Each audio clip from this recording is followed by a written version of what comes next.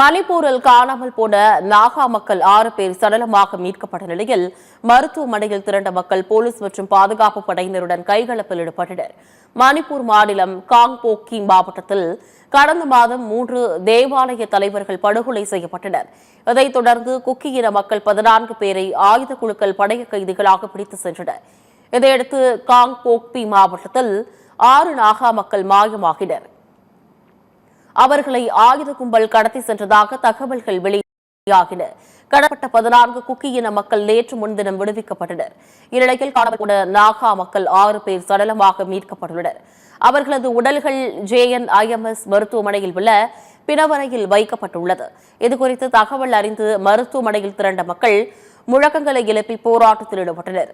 அப்போது போலீஸ் மற்றும் பாதுகாப்பு படையினருடன் வாக்குவாதம் ஏற்பட்டு கைகலப்பில் ஈடுபட்டதால் அங்கு பெரும் பரபரப்பு நிலவியது.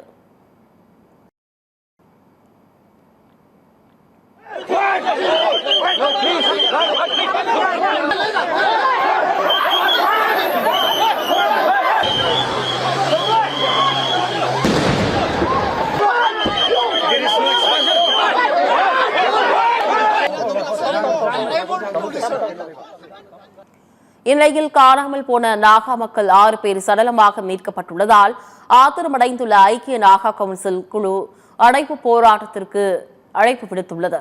நாகா மக்கள் வசிக்கும் பகுதிகளில் 24 மணி நேர முழு அடைப்பு போராட்டம் நடைபெறும் என அறிவித்துள்ளது.